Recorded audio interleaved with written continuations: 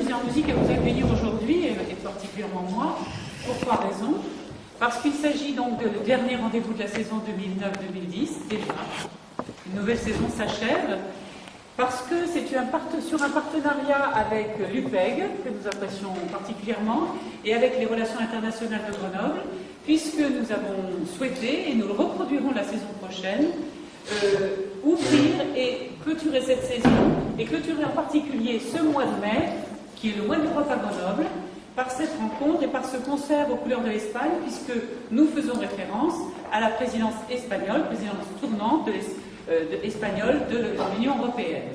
Donc c'est une façon pour nous de vous proposer de découvrir un certain nombre d'aspects de ce pays, bien sûr sa politique culturelle, et je remercie M.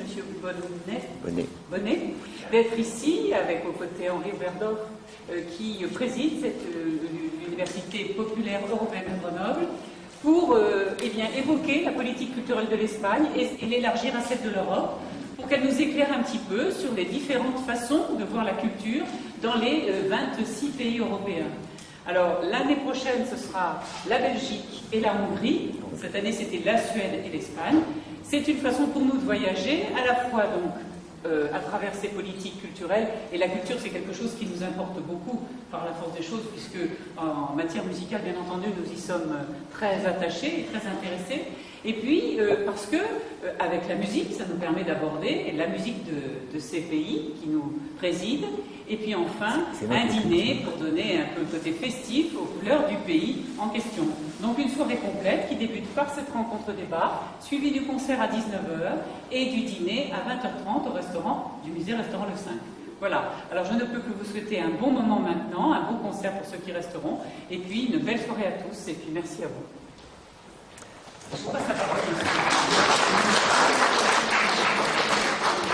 Je prends la parole, mais très peu de temps. D'abord, merci au musée d'organiser cette manifestation à dimension culturelle, qui est effectivement un partenariat entre l'Université populaire européenne de Grenoble, qui a des activités régulières sur les questions européennes, la Maison de l'International de la ville de Grenoble et bien sûr le musée. Et c'est vrai qu'utiliser la présidence tournante, c'est bien pratique parce que, d'une certaine manière, tous les 6 mois, il y a un nouveau pays qui préside et on peut observer la politique culturelle du pays concerné. Nous avions l'année dernière eu ce même type d'activité concernant la Suède sur la politique culturelle suédoise, suivi aussi d'un concert, et dans cette fois-ci, bien sûr, l'Espagne. Espagne qui a mis dans son programme d'ailleurs beaucoup d'activités culturelles pendant sa présidence et qui a aussi organisé à plusieurs reprises des manifestations sur, au fond, des séminaires internationaux sur l'importance de la culture en Europe, la culture et le développement, et en partenariat avec la Commission européenne. Ça s'est tenu d'ailleurs au début de ce mois en Espagne.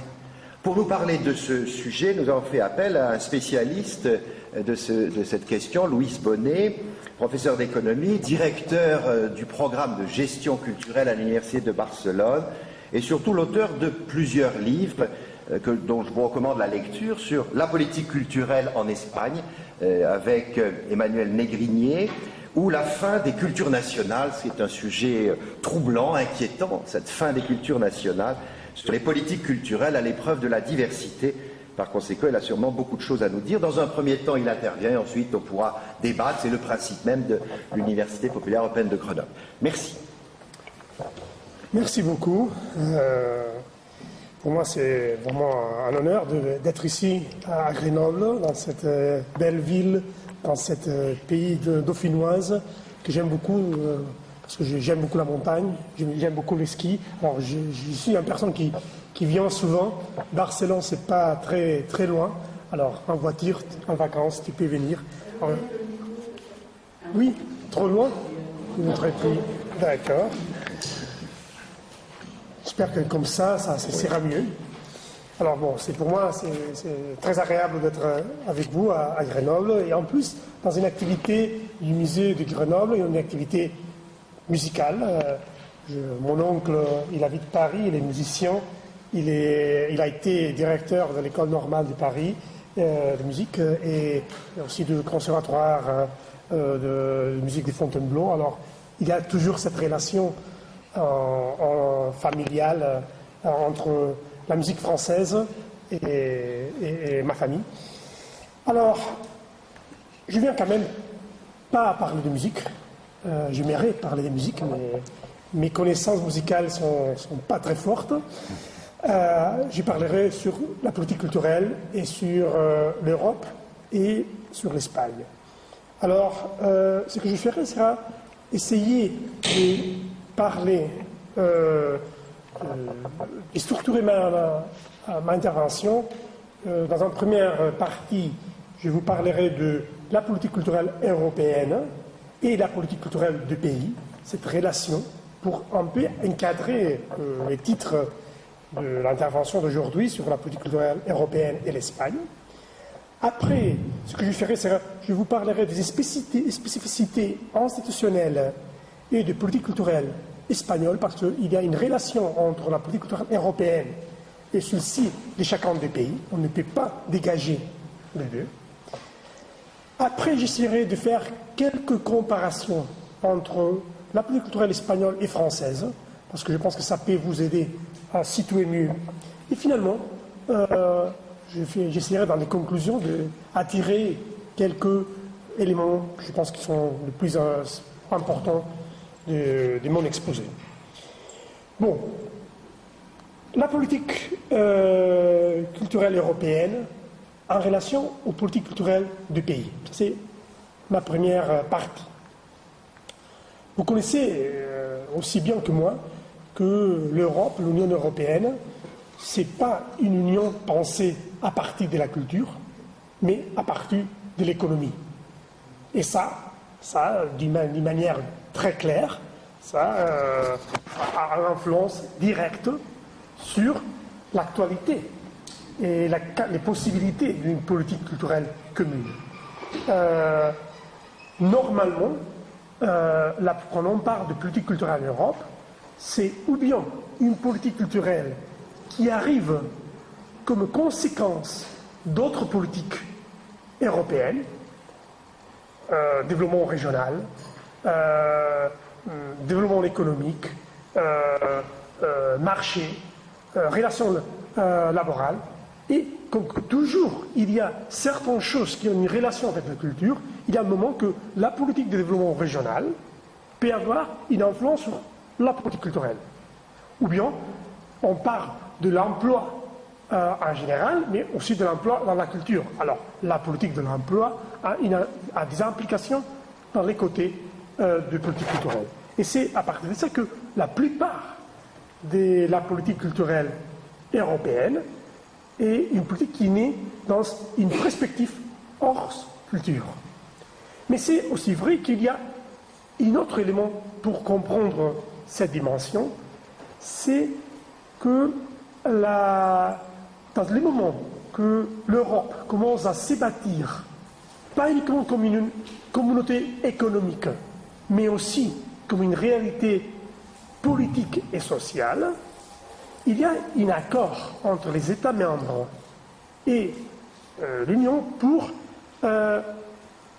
garantir que ces éléments qui étaient plus sensibles à chacun des pays seraient uniquement touchés à niveau européen à partir d'un principe que je pense que vous connaissez bien, que c'est le principe de subsidiarité.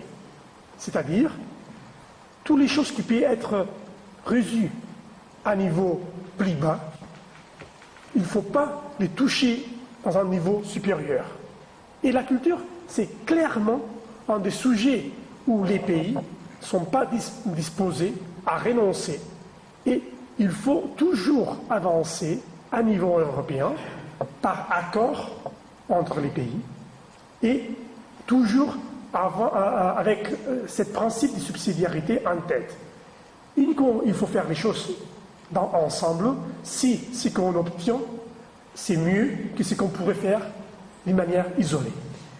Alors, ça c'est les principes qu'il faut avoir en tête, mais en même temps, il faut penser à la structure institutionnelle de l'Europe, qui est complexe, c'est très complexe, vous le connaissez bien, c'est une structure, on dit qu'il y a des problèmes, même démocratiques, dans les structures institutionnelles européennes, où, pour un côté, il y a la Commission, dans notre cas, on parlera de culture, c'est la Direction générale de l'éducation et culture, mais en même temps, il y a les autres directions générales qui touchent d'une manière ou autre la culture d'une manière indirecte, comme je viens de dire avant.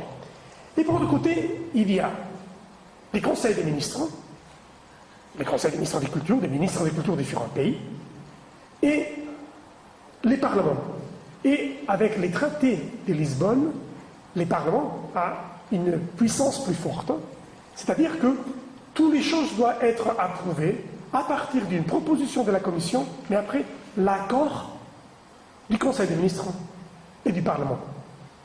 Alors, ça fait que cette complexité institutionnelle et ce principe de subsidiarité ne donnent pas beaucoup de place pour le développement d'une politique culturelle européenne. Et quand on parle de la présidence du pays A ou du pays B, il faut faire très attention pour essayer de comprendre qu'est-ce qu'on peut arriver à faire.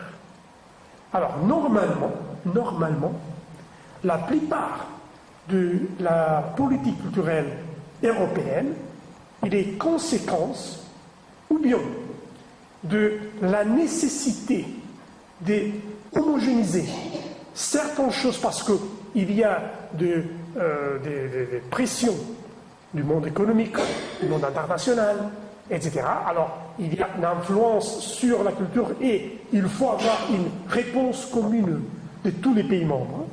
Alors, on voit pas mal de directives culturelles de l'Union européenne qui répondent à cette nécessité d'accorder une position commune. On l'a vu d'une manière très claire pendant la discussion de la Convention UNESCO sur la diversité culturelle. L'Union européenne elle-même a signé l'accord avec les autres pays. C'est une des signataires de cette convention.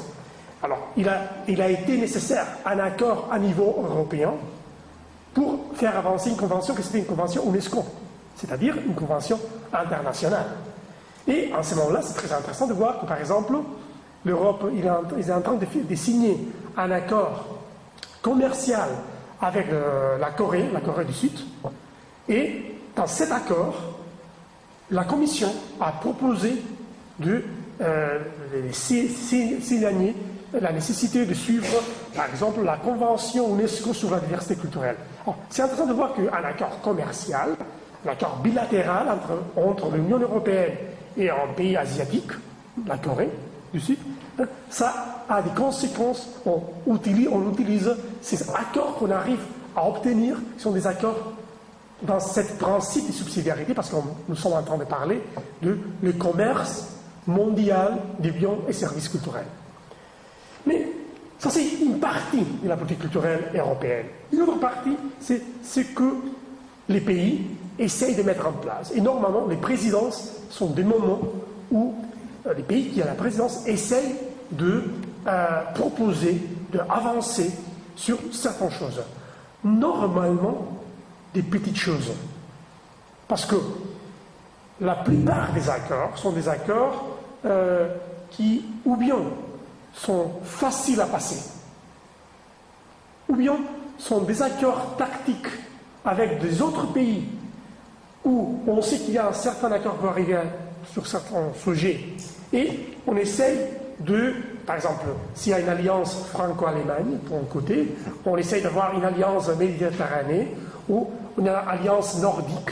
On voit toujours dans les centres de l'Union européenne ces sortes d'alliances et on voit que ces alliances ont des conséquences, on tire des conséquences, même dans le petit monde de la politique culturelle. Autrefois, ils sont des intérêts internes nationaux que les pays qui ont la présidence essayent d'attirer pour obtenir une légitimité plus large interne. Alors, il faut être critique, avoir un regard critique quand on regarde le développement d'une politique culturelle dans ce moment spécial que c'est la présidence, parce que il y a des choses, par exemple, j'ai coordonné cette année une grande conférence sur les industries culturelles européennes qui a eu place à Barcelone pendant la réunion informelle des ministres de la Culture de l'Europe, au mois de mars dernier. Pourquoi l'Espagne a proposé ça? Bon, l'Espagne a proposé ça parce qu'il venait de créer une nouvelle direction générale au ministère de la Culture qui s'appelle Direction générale des industries culturelles.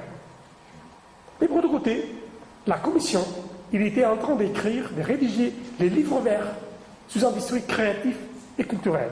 Alors, il y avait un accord naturel pour faire une grande conférence sur ce sujet-là. Ça convenait la Commission européenne, ça convenait le gouvernement espagnol qui avait la présidence. En même temps, dans les réunions des techniques, des subdirecteurs généraux qui normalement suivent les travaux de la politique culturelle européenne, bon, on voit qu'il y a certains sujets qui sont plus ou moins mûrs, et c'est en relation à ça qu'on voit par exemple un accord pour la création de certains directifs où on essaye de convaincre les comités de culture du Parlement européen pour avancer dans certaines législations. Alors, on voit un petit peu que ça, c'est la petite politique culturelle européenne. Ce n'est pas de la grande politique culturelle, c'est de la petite politique culturelle. Alors, c'est dans ce cadre-là que j'essaierai de vous raconter un petit peu quelle est la position de l'Espagnol et surtout, je devrais vous parler beaucoup de la spécificité de l'Espagne, parce que sinon c'est difficile à comprendre quels sont les sujets qu'on essaye de faire avancer à niveau européen. Bon, l'Espagne. L'Espagne, c'est un pays que, si on les regarde, la France, c'est un pays d'une dimension géographique presque pareille, un peu plus petite au niveau démographique, 44 millions d'habitants, dans une surface en demi-million de kilomètres carrés, c'est-à-dire le deuxième pays en dimension après la France de l'Europe occidentale. Un pays qui a une monarchie parlementaire, mais cette monarchie, attention, c'est une monarchie qui arrive dans les moments de la mort de Franco. Et c'est difficile à comprendre l'Espagne si on ne parle pas de l'héritage, les mauvais héritages, d'une longue dictature, mais qui, si on va plus loin au XIXe, l'Espagne a passé au XIXe 3 guerres civiles, plusieurs décennies de dictature. Dans le XXe siècle, 2 grandes dictatures, une dans les années 20 et une autre de l'année 39 à la fin de la guerre civile jusqu'à 75 ans, et une guerre civile qui a été l'introduction à la guerre mondiale. Je pense que c'est important d'avoir ça en tête, parce que sinon ce n'est pas possible de comprendre l'ambiguïté, la complexité d'un pays comme l'Espagne, que peut-être le regard qu'on a à partir de la France, c'est que c'est un pays qui a évolué d'une manière formidable dans les dernières 30 ans. Et c'est vrai, mais c'est aussi vrai qu'il y a certaines choses qu'on ne peut pas les comprendre sans se passer des dictatures, des guerres civiles, et finalement d'une capacité, jusqu'à récemment, d'être capable d'obtenir une convivialité citoyenne, démocratique, en respectant les diversités internes. Parce que l'Espagne a été une grande empire colonial qui, pendant les guerres napoléoniques, perd la plupart de cet empire, et que tout le 19e et une première partie du 20e, c'est un pays qui n'est pas capable d'accepter cette perte de l'empire, qui n'est pas capable de comprendre et d'accepter sa propre diversité interne, et qui n'est pas capable de créer un État moderne, un État développé socialement et économiquement. Et c'est un peu ça, cette raison, ce qui raconte, qui explique que quand j'étais enfant, j'ai passé mes vacances à la Cerdagne, et vous savez que la Cerdagne est moitié française, moitié espagnole, pour des raisons du traité du Pyrénées que nous sommes en train de fêter. Bien sûr, les Catalans ne fêtons pas le traité de Pyrénées qui a coupé les pays en deux. On fait exactement 400 ans du traité du Pyrénées. Alors, moi je me rappelle très bien que quand on est arrivé à la ligne de frontière, à Puigcerdà, à Bourg-Madame, du côté français, il arrivait une très bonne route. Tu pouvais acheter toutes sortes de choses. Du côté espagnol, c'était une route terrible. J'ai 50 ans, j'ai pas 100 ans. Je dis ça, il fait 40 ans, la différence était terrible. Un pays pauvre sur une dictature avec une situation. Alors, on arrive à un changement politique, 115 ans, mais il n'est pas une rupture démocratique. C'est une transition faite entre les élites du franquisme, l'élite économique du franquisme, et certaines élites démocratiques qui essayent d'avoir un accord pour essayer de développer. Mais ça veut dire qu'il y a certaines choses qui sont fruits de cet accord, ce consensus qui permet la création de la Constitution espagnole. Et cette Constitution, c'est une Constitution qui est pleine de contradictions internes pour essayer d'obtenir l'accord de cette majorité des personnes. Mais par exemple, chez nous, on n'a jamais voté si on voulait être une monarchie ou une république. C'est un héritage du franquisme. Et on peut être ou pas d'accord avec les rois, mais on n'a pas pu choisir les systèmes. Et exactement la même chose avec d'autres sujets fondamentaux de la vie politique.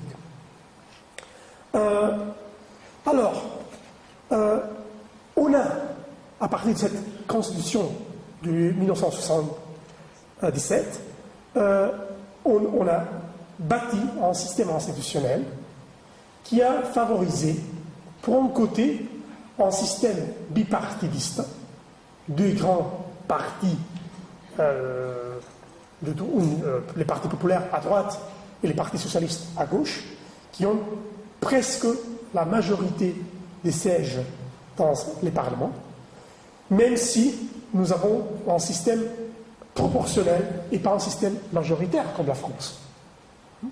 Mais le système, il a été pensé pour doter de stabilité, maximum stabilité, et en même temps de presque empêcher aucune réforme de la Constitution.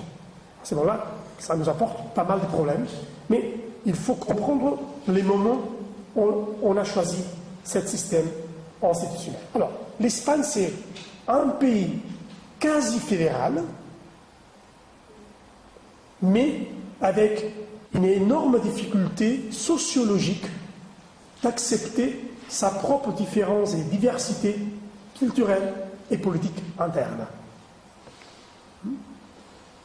Pour autre côté, c'est un pays qui a évolué beaucoup et qui a, dans certaines choses, est en avant-garde de certains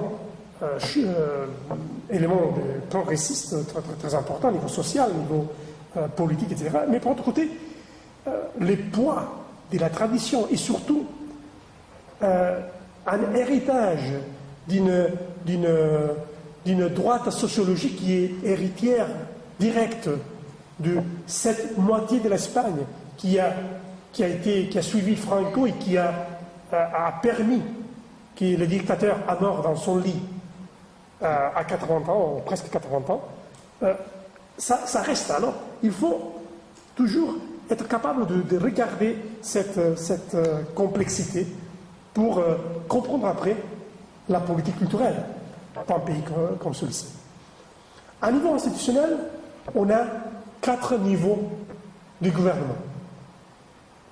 Il y a les communes, comme la France, l'Espagne a un nombre énorme de communes, ce sont les communes du Moyen-Âge. Nous avons 9000 communes. Je pense que la France, vous avez 14 000. 36 000. 36 000. Oh là là, encore pire. C'est nettement plus. Oui, oui, je vois. Quand même, vous avez les agglomérations. Chez nous, ça n'existe pas. Alors, nous avons 9000 communes, bien sûr, la plupart de moins de 500 habitants. Alors, impossible de gérer. Ça, c'est les premiers niveaux. On a les départements, mais les départements, ils ont perdu la plupart de ces pouvoirs historiques. C'était des départements créés au 19e, en paix, dans les mêmes moments, un peu après que la création des départements français. Ce sont aussi des départements pas très naturels, comme le vôtre, except dans certaines zones, et qu'aujourd'hui n'existe pas dans toute l'Espagne. Il y a certaines parties de l'Espagne où il n'y a pas de département. Ça nous donne déjà une première idée des asymétries institutionnelles. En France, c'est très facile de comprendre un système hiérarchique où est très bien ordonné. Chez nous, il faut connaître bien parce que les choses, ils semblent pareils, mais ils sont différents.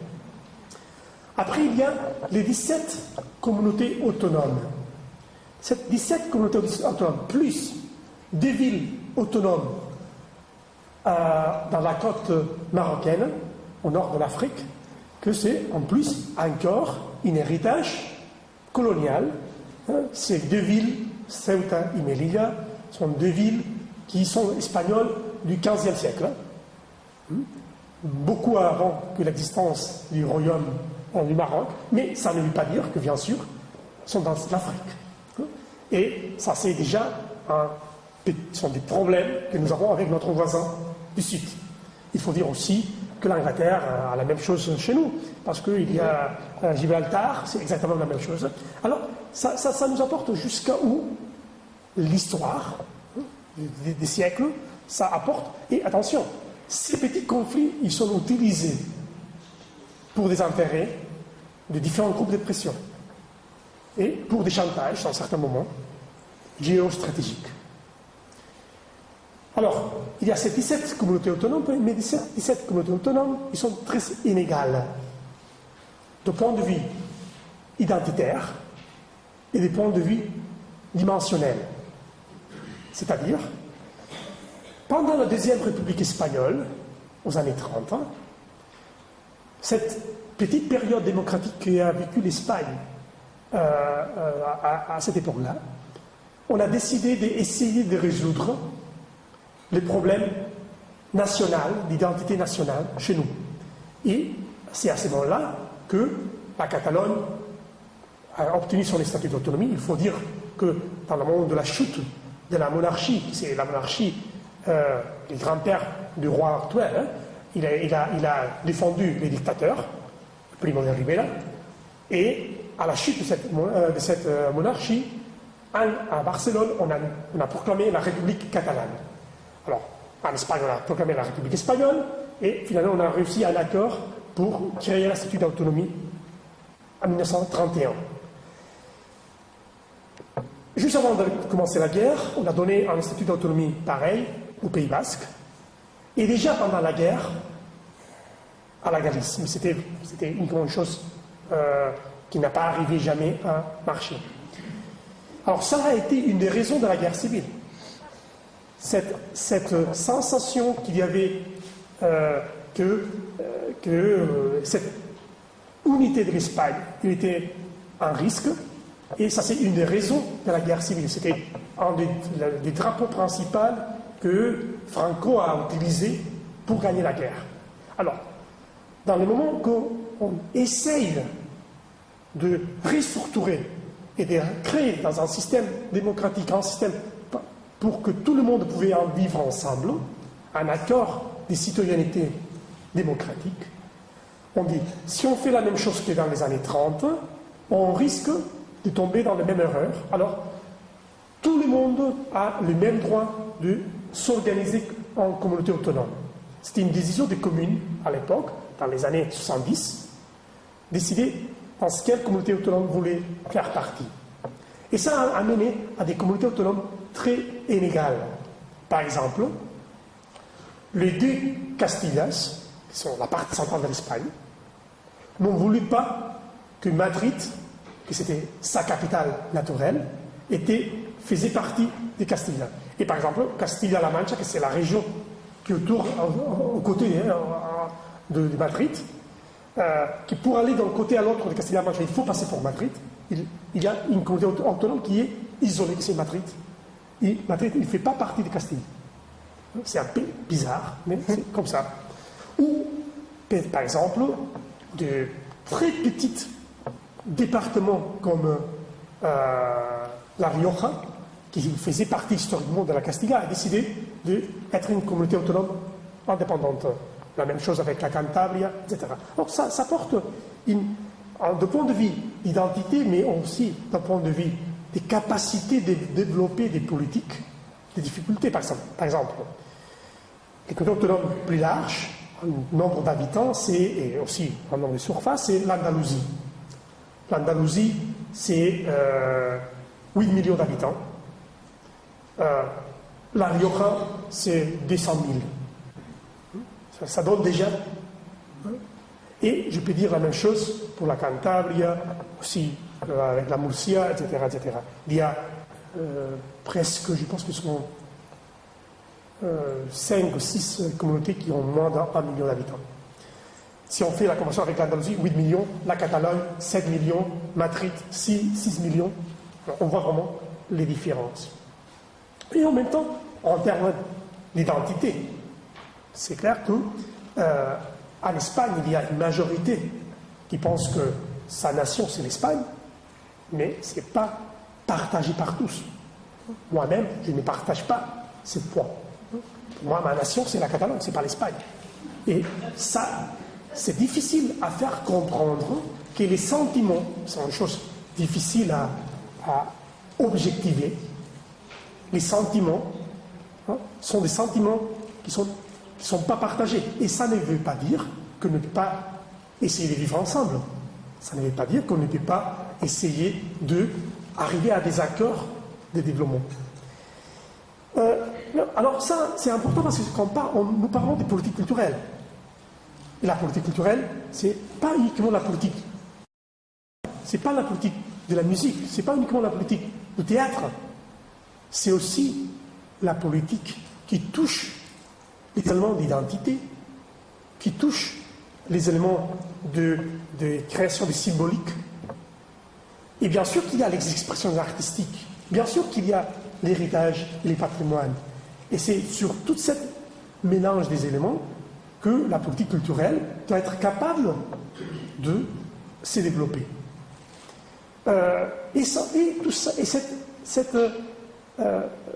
En Espagne, il n'existe pas une politique culturelle.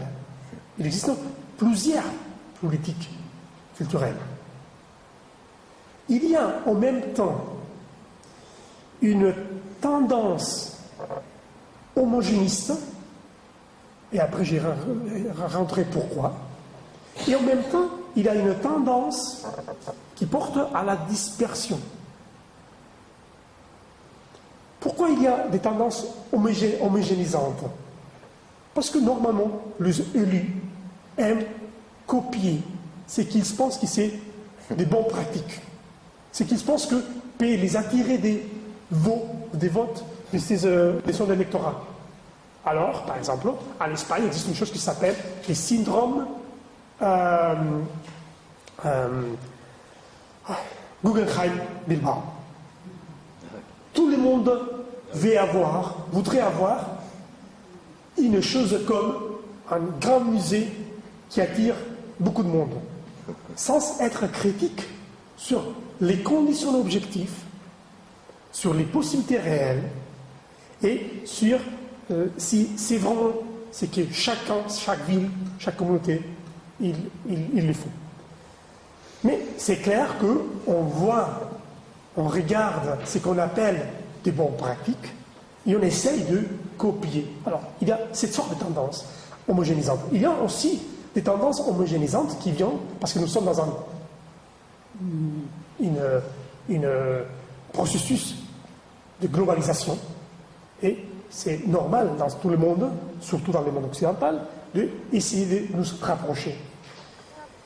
Et aussi parce qu'il y a pas mal de lois et des systèmes institutionnels. Les hauts fonctionnaires, ils défendent les mêmes sortes d'intérêts en relation aux citoyens ou même en relation aux élus.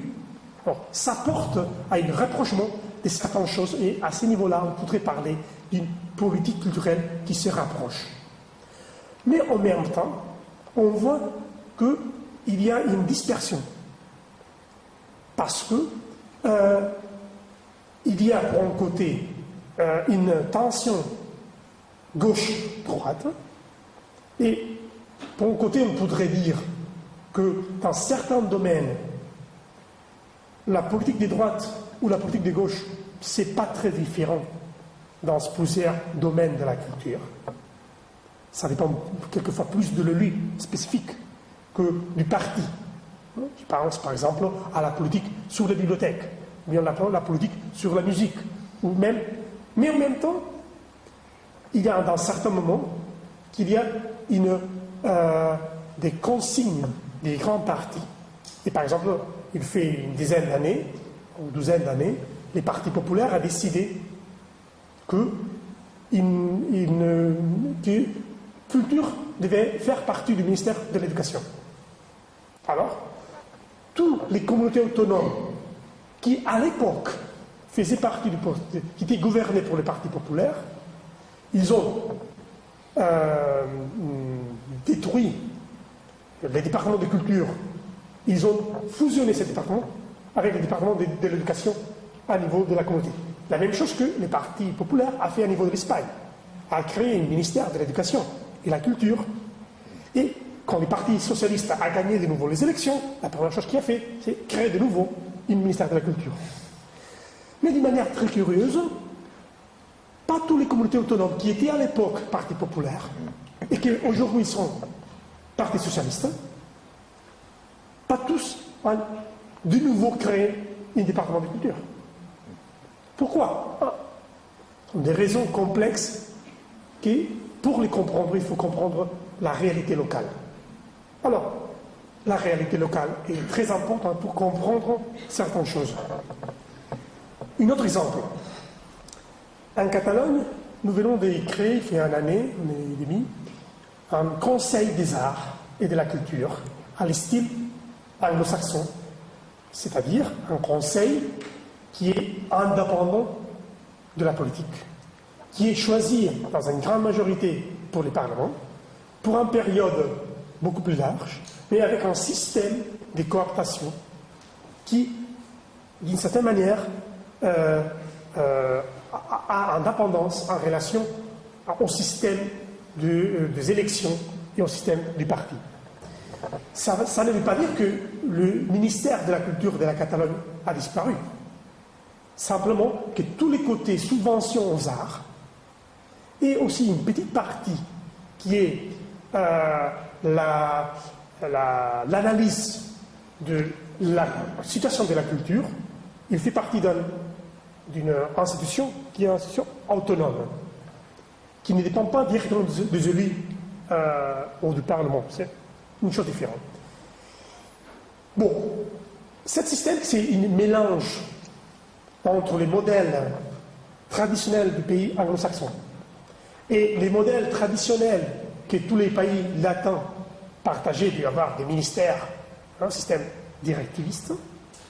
Ce mélange, c'est un système qui, on peut uniquement le comprendre si on analyse les spécificités politiques de la Catalogne, et c'est presque impossible d'être copié au reste de l'Espagne.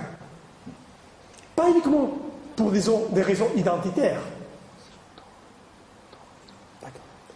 mais aussi pour d'autres raisons de sorte plus de systèmes institutionnels. Alors, j'ai mis ces petits exemples pour raconter qu'un pays qui a ses spécificités, comme on pourrait dire la même chose des autres pays européens, a une responsabilité à niveau européen, une partie de ses propres contradictions, de ses propres réalités, sont exportées à niveau européen. Par exemple, la politique linguistique. La politique, dans ce moment-là, cette question que j'avais racontée sur les industries culturelles. Alors, est-ce que ça intéresse le reste des pays européens? Ou est-ce que c'est une manière de renforcer une politique à l'échelle espagnole, mais qu'on cherche la légitimité de l'échelle européenne? C'est-à-dire que finalement, les paysages institutionnels européens, c'est un paysage d'une énorme complexité, parce que c'est le résultat de plusieurs logiques différentes. Logique locale ou nationale qui essaye d'avoir une approche aussi à niveau européen, ou à l'inverse. Il y a par autre côté les lobbies locaux, les lobbies régionaux, les lobbies nationaux, les lobbies continentaux. Et chacun essaye. Par exemple, avec mon collègue de Montpellier, Emmanuel Négrier, nous avons fait un article, on essayait de voir, par exemple, et on a utilisé les cas espagnols pour faire ça, comme la politique, la relation entre élus et développement législatif, en relation à des secteurs comme le livre, le cinéma, le théâtre, etc., change totalement si la dimension de la politique est à niveau de l'Espagne ou c'est à niveau d'une communauté autonome.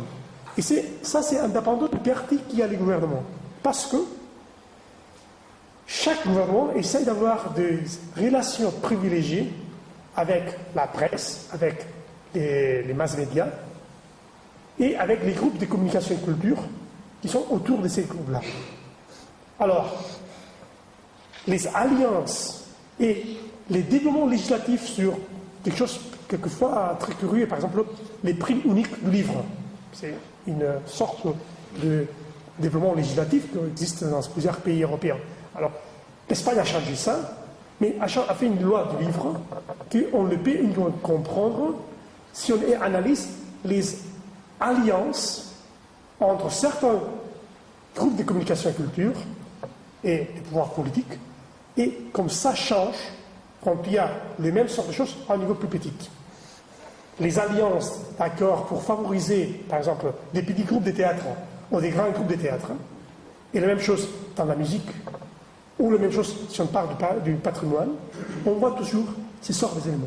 Alors, le problème, c'est que la capacité d'influencer la politique européenne, ça dépend des alliances entre les intérêts locaux et les intérêts européens.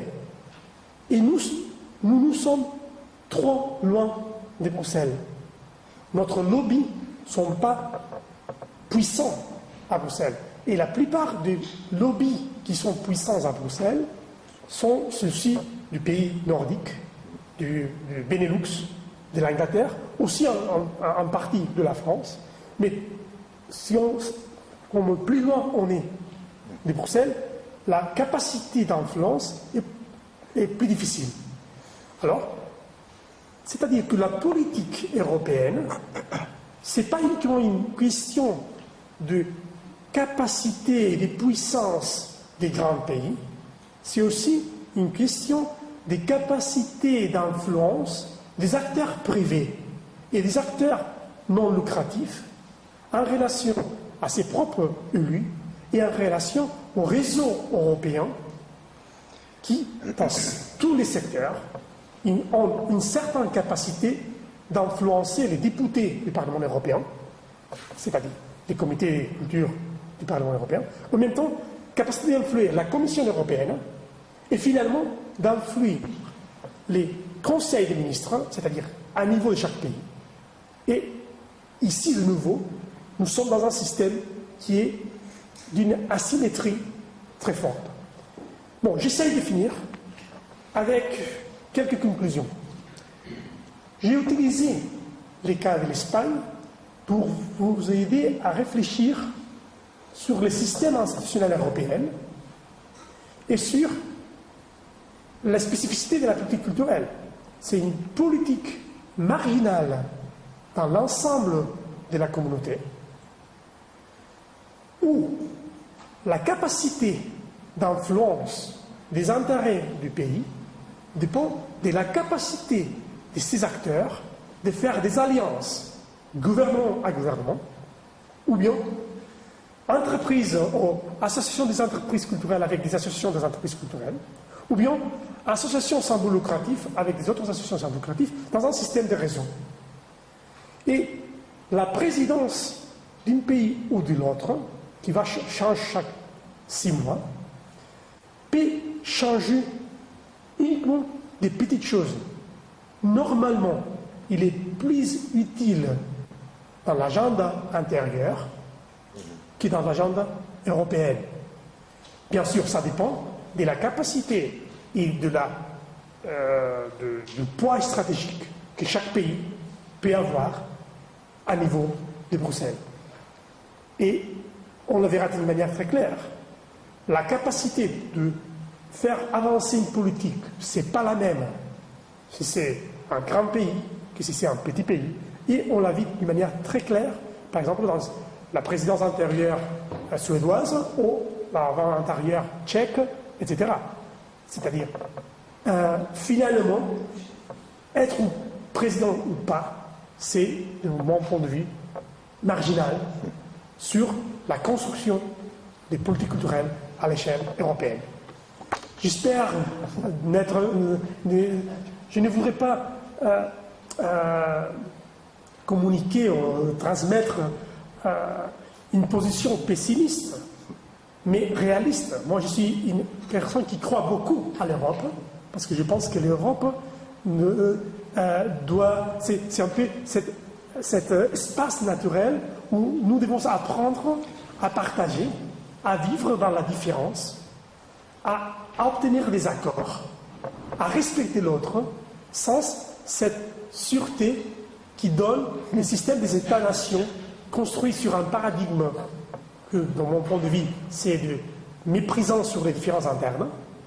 Alors, peut-être l'Europe peut nous aider à accepter cette différence et à être capable d'accorder des intérêts communs. Je pense que c'est pour ça qu'il vaut la peine batailler pour l'Europe, mais en même temps, être un critique sur le système et ne se laisser pas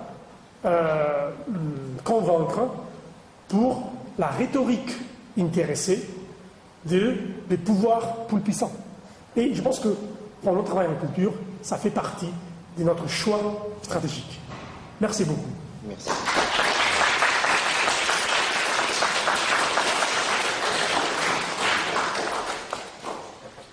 Donc maintenant, c'est le moment des questions. Il y en a sûrement.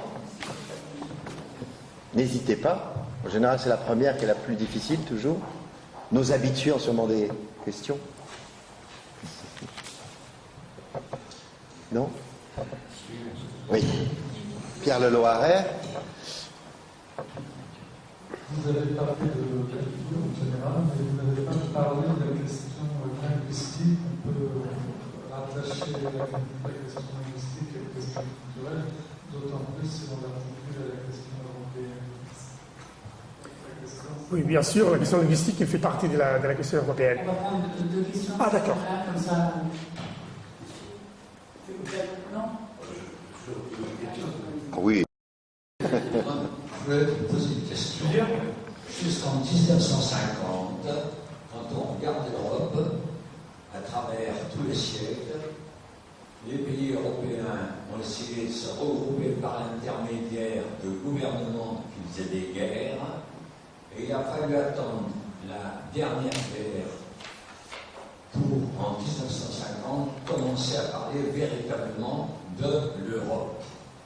Or, nos députés européens, que font-ils pour essayer de trouver une coordination sur le plan financier, économique, culturel, alors que les peuples d'Europe sont encore dans leur tradition et n'ont pas été éduqués pour prévoir cette Europe unie. Voilà, déjà 2 questions à vous. Bon, la question linguistique, bien sûr, elle fait partie de la culture, sans doute. Je pense que la politique culturelle, comme toutes les sortes de politiques, sont des résultats des choix des citoyens qui votent finalement certains programmes politiques. Quand même, dans un monde démocratique, c'est comme ça. Alors, quand on reçoit des critiques d'autre part du monde et disent que la politique linguistique européenne elle est très chère, on pourrait dire la même chose sur la politique, par exemple, militaire des États-Unis. C'est la volonté des pays de dépendre de l'argent dans des choses qu'ils pensent qui sont importantes. On peut dire, peut-être, on pourrait être critique sur le niveau d'efficience, mais sur l'objectif de défendre une politique linguistique européenne plurielle, je pense que nous, comme Européens, c'est très important. Et même si c'est cher, il fait partie de notre choix. Il y a d'autres parts du monde qui dépensent l'argent public dans d'autres choses. Je pense que c'est très important parce que nous sommes dans un monde où l'anglais, c'est la langue internationale. Et c'est clair que tout le monde doit comprendre et maîtriser l'anglais. Mais en même temps, maintenir un système de défense des différentes langues et de explicitation de cette différence, de cette capacité de chacun de s'exprimer dans sa langue quand on parle. Et j'essaye aussi ça, de l'élargir, pas uniquement à niveau européen, mais par exemple à niveau espagnol. Quand je disais en principe que l'Espagne c'était un pays quasi fédéral, mais avec une énorme difficulté pour accepter sa propre différence culturelle et linguistique interne, on le voit par exemple au niveau linguistique. Il y a beaucoup plus d'universités en Allemagne où on peut apprendre les catalans qu'en Espagne. Il y a beaucoup, dans les parlements espagnols, il est interdit de parler le catalan. Même si le catalan, c'est une langue parlée pour 8 millions de personnes, si c'est une langue qui est officielle en Catalogne. Je pense que ça montre aussi des choix. Et ça me porte à la deuxième question. C'est vrai, la population européenne, l'Espagne compris, n'a pas fait les processus d'acceptation. Notre livre d'histoire a encore par une vision de la France, une vision de l'Espagne. C'est encore cette vision qui a convaincu, c'était une vision qui a été alimentée pour les élites économiques et sociales de l'Europe du XVIIIe et du XIXe, qui essayaient d'avoir des empires coloniaux et que essayaient de dominer. Et on utilisait sa propre population comme enfin pour aller à la guerre, pour défendre les intérêts de ces grands groupes. Alors, passer de ce nationalisme qui finalement sont des nationalismes qui défendent des pouvoirs à un système d'acceptation de la différence, de valeurs communes, de cette Europe qui a passé d'un système où la religion c'était la dominante, un système où la religion fait partie de la vie privée des personnes, il y a plusieurs religions, et en même temps il y a plusieurs langues, il y a plusieurs formes de vie, mais en même temps on partage les valeurs de citoyenneté basiques, les libertés individuelles, et ce genre de choses. Je pense que ça c'est terriblement important, surtout dans un monde globalisé, et dans un monde où il y a certaines personnes qui sont intéressées à séparer les personnes, à faire peur, et dans la politique de la peur, c'est plus facile de dominer. Je pense que justement, il faut éduquer en la responsabilité, il faut éduquer à être capable d'accepter les risques comme une partie de la vie, éduqué dans les valeurs profondes de l'Europe, de cette Europe qu'à partir du siècle de Lumière, à partir de tous les changements de ces derniers 2 siècles, a été capable de bâtir un système de respect mutuel, de respect à la différence. Je pense que ça, c'est les grands éléments. Et la vision trop nationaliste, que ça ne veut dire en absolu, passer d'un système nationaliste à un système de homogénéisation. Pas du tout. Hein. Moi, je suis pour la différence. Hein. Mais je pense qu'il faut faire tous ces trajets. Et c'est pas facile parce que notre système politique, c'est un système qui est basé sur la recherche des identités, parce que finalement les élus locaux cherchent. Non, j'essaie non, pas trop peut-être. Je vois peut-être d'autres questions, il y a peut-être d'autres questions, c'est pour ça. Mais je pense que je suis totalement d'accord avec vous. Au fond, vous nous suggérez qu'il vaut mieux former un traducteur qu'un conducteur de char. C'est ça? L'armée genre des interprètes. C'est vrai aussi. Oui, j'ai une question. D'abord, je voulais savoir si la différence des sentiments nationaux espagnol, basque, catalan jouait plutôt en faveur d'un sentiment européen ou au détriment d'un sentiment européen. Et deuxièmement, je voulais avoir votre avis sur l'avenir institutionnel de l'Espagne. J'ai cru comprendre qu'il y avait le consensus espagnol était plus royaliste que monarchiste. Bon, ce sont 2 questions. Je pense pour la deuxième. Oui, je pense que c'est vrai. Mais il faut aussi dire que parler du roi, c'est un sujet tabou en Espagne. Et la critique au système monarchique et au roi, c'est très difficile. Sociologiquement, la plupart de la population espagnole, il est très pour les rois. C'est clair. Mais c'est aussi parce que on ne critique pas. C'est un sujet que les médias, il y a un acteur institutionnalisé pour ne pas parler sur ça. Je pense que dans les conversations plus banales de la population, la plupart de la population aime bien sûr la revue de cœur et tout ce qui ça implique, mais je ne crois pas qu'il y a un attachement au système monarchique. Ça, c'est mon point de vue. Plutôt au roi actuel qu'au système monarchique. Exactement. C'est un peu cette idée. En relation au sentiment européen et la relation entre le sentiment européen et les sentiments nationaux pluriels en Espagne, je dirais que pour les Espagnols, l'Europe a été un rêve pendant tellement de décennies sur la dictature, sur des sous-développements, etc., que même dans les difficiles circonstances actuelles, ça reste un cœur comme une... regarder derrière, arrière, penser une autre solution. Je pense que personne, il y a une très petite minorité peut-être, qui pense ailleurs. Alors je pense que nous sommes d'une manière majoritaire européenne pour l'Europe, même si l'Europe a perdu cette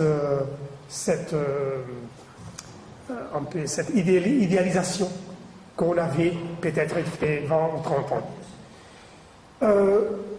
Par exemple,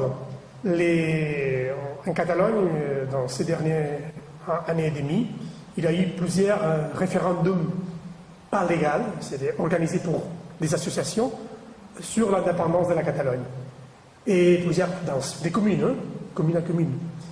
Et parce que bon, la situation cette petite parenthèse explicative, la Constitution, ce qu'on appelle les statuts d'autonomie, c'est un peu la Constitution de chacune des communautés autonomes. La Catalogne a changé son statut d'autonomie il fait 4 ans. Ça a passé pour approbation au Parlement catalan, approbation au Parlement espagnol et référendum. À partir de ça, le Parti populaire a porté ça à la Cour constitutionnelle. Et il fait 4 ans que la Cour constitutionnelle n'est pas capable de décider. Et la plupart des membres du constitutionnel, ils ont dépassé les périodes pour être membres du constitutionnel. Et les partis populaires n'arrivent pas et le Parti socialiste n'arrive pas à trouver un accord pour choisir de nouveaux membres. Alors, il y a une délégitimation totale des membres du constitutionnel. Ils sont presque tous dans une situation légalement, et bien sûr, ils arrivent à un accord, ils n'arrivent pas. Ils sont tous ou d'un parti ou de l'autre parce que le système n'était bien choisi en ce moment.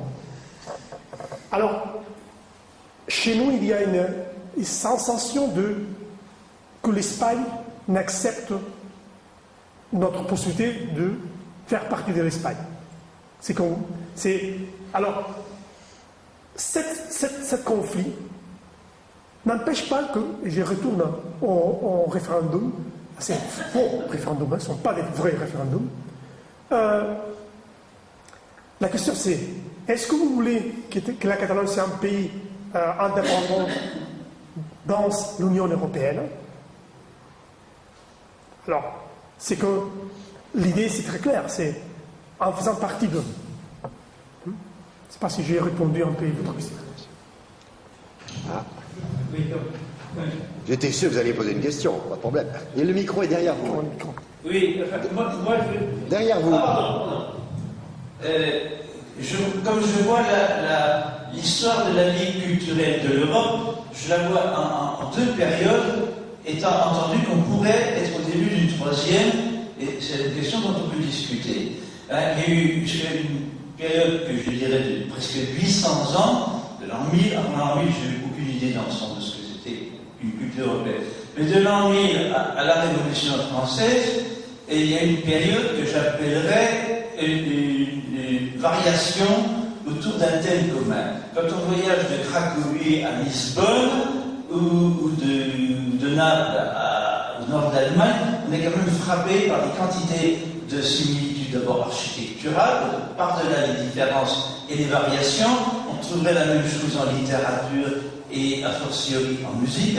Je suis un passionné d'art baroque, alors bien sûr je suis distingué le baroque français, l'italien, l'allemand, et pourtant les similitudes l'emportent largement sur les différences.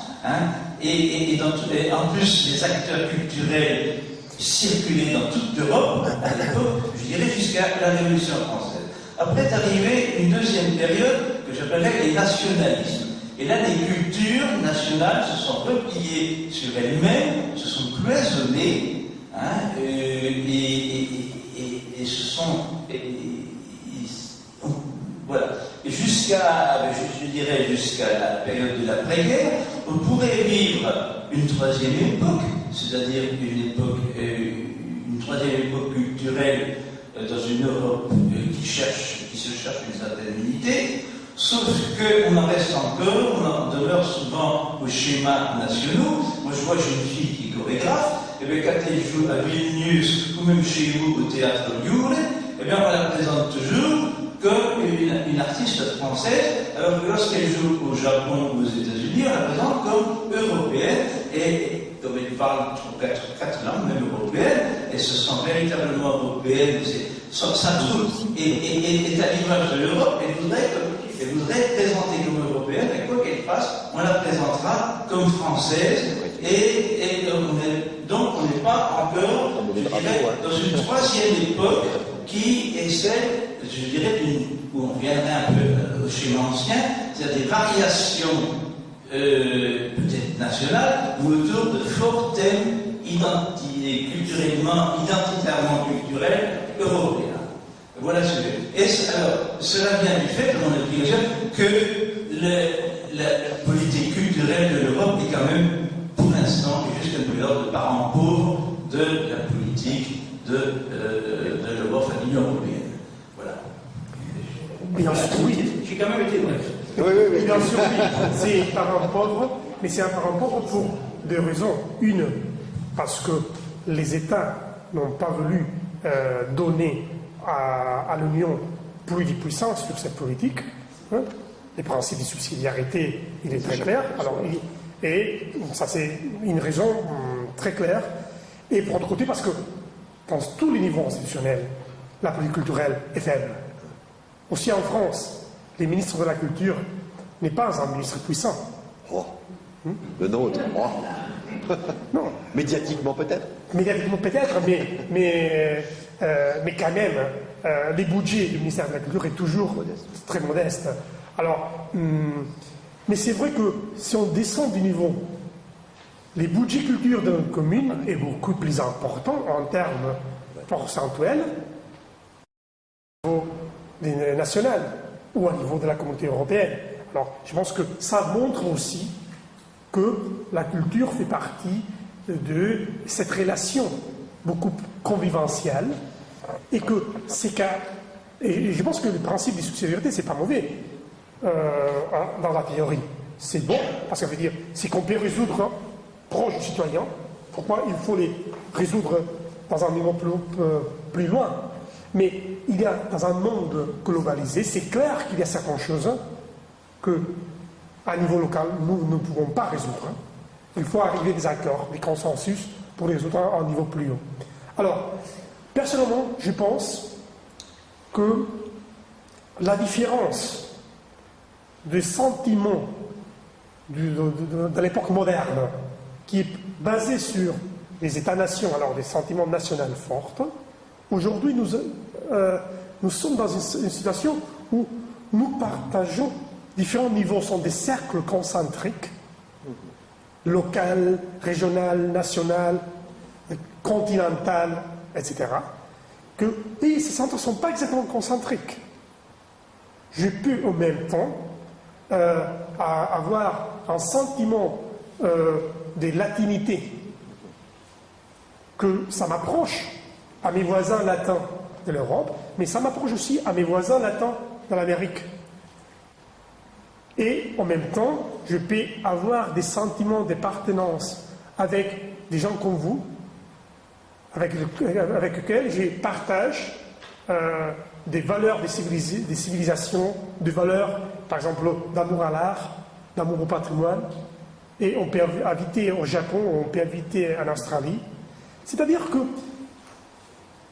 ce système de simplification des identités sur le territoire, je pense qu'aujourd'hui, dans un monde globalisé, on voyage tout le monde, etc., comme votre fille, je pense que nous ne pouvons pas continuer à faire une analyse simpliste.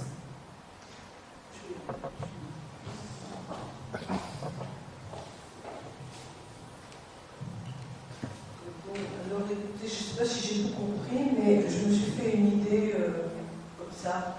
Le local, tout ce qui est au niveau des populations, de leur langue, de leurs habitudes, de leurs traditions, me paraît légitime, mais jusqu'à un certain point. Parce qu'on a l'impression que la culture, quand on parle de la politique culturelle, ça peut être isolé, comme on dirait, on peut isoler la santé ou quelque chose de spécifique. Il me semble que non, il suffit ce matin d'écouter France Culture, par exemple, l'économie. Hein, je ne comprends pas grand-chose, je me connais. Mais en fait, quand on voit que les États jouent seuls, chaque État joue seul, et attendent des agences de notation avec anxiété, et que ça détermine tout. Donc, il me semble que vous avez souligné la difficulté d'établir une cohérence entre les particularismes et un ensemble plus grand national. Et il me semble que là, on est encore une fois dépassé. Enfin, c'est une hypothèse. Parce que on ne peut pas. L'économie est en train de diviser davantage de qu'est-ce l'Europe, puisqu'on n'arrive pas à trouver un compromis général. Donc la culture, qui est peut-être quelque chose de petit, pourrait peut-être être une solution pour dépasser ces contraintes économiques qui finissent par être insupportables et qui sont insupportables au niveau des populations de plus en plus. Alors, est-ce que la culture peut nous donner un mouvement de dépassement des particularismes locaux et en même temps, une culture, pour moi, c'est un moyen de ne se justifierait pas. Parce que les traditions, d'accord, c'est très sympathique. Je vais de temps en temps écouter les conteurs qui racontent des histoires dauphinoises très anciennes, c'est très sympathique, mais ça ne suffit pas pour montrer une culture européenne. Voilà. Quel sujet! C'est un sujet presque vital. Hein. Presque. En plus, je suis économiste, alors ça. Je voudrais croire que la culture peut être un instrument de respect, un instrument de faire que les citoyens, que les hommes et les femmes sont capables de rêver de nous exprimer librement, de rêver avec les expressions des autres, et ça nous apportera cette capacité d'échange. Et je voudrais croire à ça. Mais en même temps, je vois et j'analyse les comportements des acteurs économiques et les raisons de cette incapacité de l'Europe de réagir à l'attaque qu'il reçoit des grands spéculateurs financiers internationaux, une partie desquels habite en Europe. Et on voit que c'est pas facile parce que, par exemple, personnellement, je pense que pour la Grèce, aussi pour l'Espagne, le Portugal, l'Italie, etc., faire partie de l'euro, dans un moment de spéculation financière très forte, il y a un avantage énorme, parce que ça nous permet de rester beaucoup mieux. Mais en même temps, la capacité de gagner d'argent pour ces gens-là, contre l'euro, est beaucoup plus facile. Et il faut voir que nous sommes dans un monde multipolaire. Ce n'est pas le monde de la guerre froide. Nous sommes dans un monde où les intérêts de la Chine... Mais le problème, c'est que quel est, par exemple, l'intérêt des États-Unis? Il n'existe pas un intérêt des États-Unis. Il y a l'intérêt du groupe armamentiste, il y a les intérêts des groupes de lobby du pétrole, il y a tellement de gens partout. Alors, nous ne pouvons pas simplifier et dire l'intérêt de l'Europe. Je pense qu'il y a des intérêts communs des êtres humains de pouvoir se développer de la manière qu'on veut.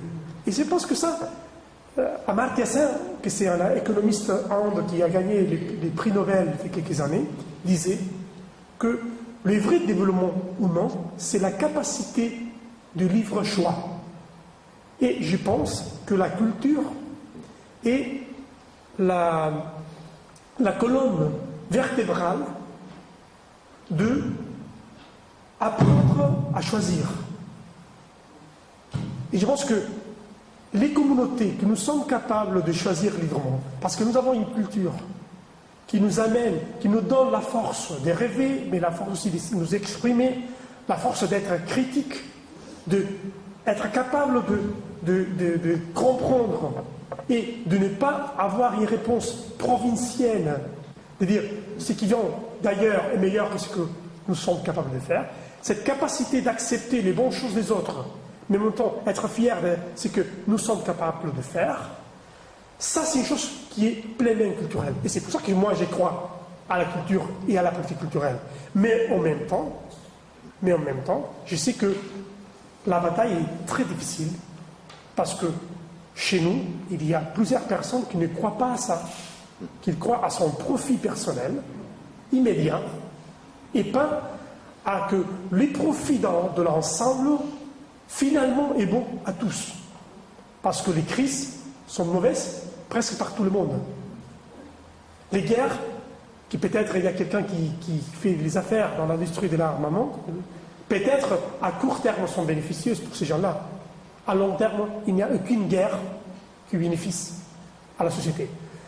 Mais ça, c'est dur, c'est pas facile. Je pense qu'il faut beaucoup de militance pour aider beaucoup de respect et beaucoup de capacité d'écouter l'autre et beaucoup de capacité en même temps de ne se laisser pas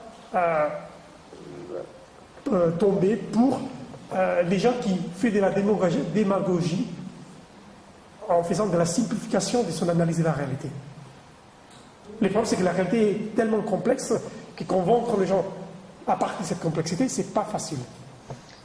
Magnifique conclusion, parce que c'est presque tout à fait l'objectif qu'on a aussi dans l'éducation populaire sur l'Europe. C'est ça aussi, apprendre la complexité, apprendre à la comprendre. Et merci beaucoup pour cette magnifique conclusion. Ouais.